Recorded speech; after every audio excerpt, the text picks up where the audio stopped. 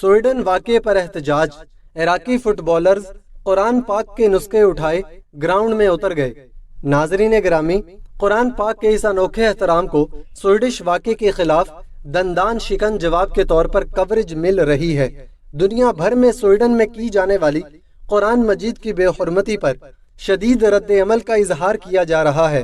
ایسے میں عراقی فٹ بال لیگ کی دو ٹیموں الشرطہ اور القاسم نے احتجاج کا منفرد انداز اپنایا، جس نے تیزی سے عالمی میڈیا کی توجہ حاصل کر لی۔ عراق کی فٹ بال لیگ کی ٹیموں الشرطہ اور القاسم کے ریفریوں اور کھلاڑیوں نے میچ کا آغاز قرآن پاک کو ہاتھوں میں اٹھا کر بوسہ دیتے ہوئے کیا۔ عراقی ذرائع ابلاغ اور سوشل میڈیا میں فٹ بال لیگ کے ریفریوں اور کھلاڑیوں کے قرآن پاک کے اس انوکھے احترام کو سویڈش واقعے کے خلاف منفرد احتجاج اور دندان شکن جواب کے طور پر کوریج مل رہی ہے۔ یاد رہے کہ سویڈن میں عراقی نژاد سویڈش شہری نے گزشتہ دنوں مجمع عام میں قرآن پاک کی بے حرمتی کی تھی، جس کے رد عمل میں عالمی سطح پر ممالک کے سربراہان اور بین الاقوامی اداروں کی طرف سے مذمتی بیانات کا سلسلہ شروع ہوا، جو ہنوز جاری ہے۔ لیکن اس عالمی رد عمل کا ایک منفرد اور انوکھا انداز عراق کی فٹ بال لیگ کے کھلاڑیوں کا ہے، جو عالمی ذرائع ابلاغ کی شاہ سرخیوں میں تیزی سے جگہ بنا رہا ہے۔ ایران کا قرآن پاک کی بے حرمتی کے واقعے پر احتجاجاً سویڈن میں اپنا سفیر نہ بھیجنے کا فیصلہ۔ قرآن پاک کی بے حرمتی کرنے والے عراقی کے خلاف تحقیقات شروع۔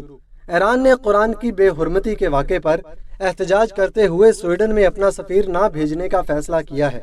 ایران کے وزیر خارجہ حسین امیر عبدالحیان کا کہنا ہے کہ سویڈن کے دارالحکومت اسٹاک ہوم کی ایک مسجد کے باہر قرآن کو نظر آتش کرنے کے واقعے کے بعد ایران نے سویڈن میں اپنا نیا سفیر نہ بھیجنے کا فیصلہ کیا ہے۔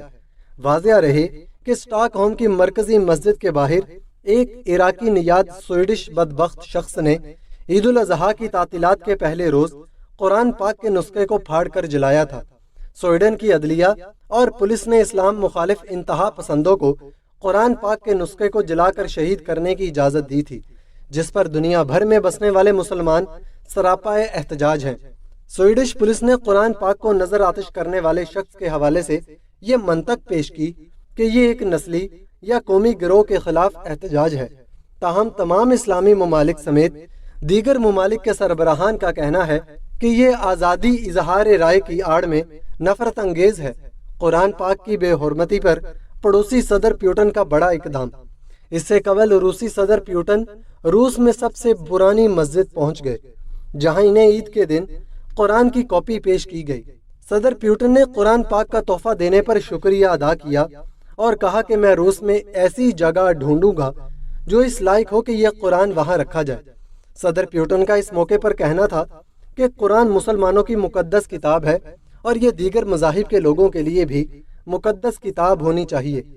ہم جانتے ہیں کہ دیگر ممالک میں کیا ہو رہا ہے۔ یہ لوگ دوسروں کے مذہبی احساسات کا احترام نہیں کرتے اور پھر ڈھٹائی سے کہتے ہیں کہ یہ کوئی جرم نہیں۔ صدر پیوٹن نے واضح کیا کہ روس میں اس طرح کی حرکت کرنا جرم ہے۔ ہم ہمیشہ اس قانون پر عمل کرتے رہیں گے۔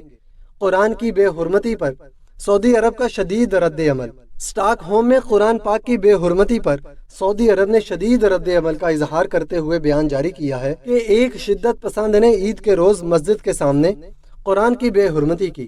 تواتر سے نفرت انگیزی کے یہ عمل قابل قبول نہیں ہو سکتے۔ سعودی عرب کا کہنا تھا کہ ان اقدامات کا کوئی بھی جواز نہیں، یہ اقدامات صرف نفرت پھیلا رہے ہیں، یہ عدم برداشت کی بین الاقوامی کاوشوں کے خلاف ہیں۔ OIC کا سویڈش پولیس کے فیصلے کی مذمت۔ سویڈن میں پولیس نے مسجد کے باہر ایک گروپ کو قرآن پاک کی بے حرمتی کی اجازت دینے پر OIC نے شدید مذمت کی ہے۔ OIC کی جانب سے جاری کردہ بیان میں کہا گیا ہے کہ ہم اس مکروہ عمل کی مذمت کرتے ہیں، یہ آزادی اظہار کی آڑ میں نفرت انگیزی ہے۔ ناظرین گرامی، اگر یہ ویڈیو آپ کو اچھی لگی تو ویڈیو کو لائک کریں، چینل کو سبسکرائب کریں تاکہ ہم مزید اس طرح کی ویڈیوز آپ کے لیے لاتے رہیں۔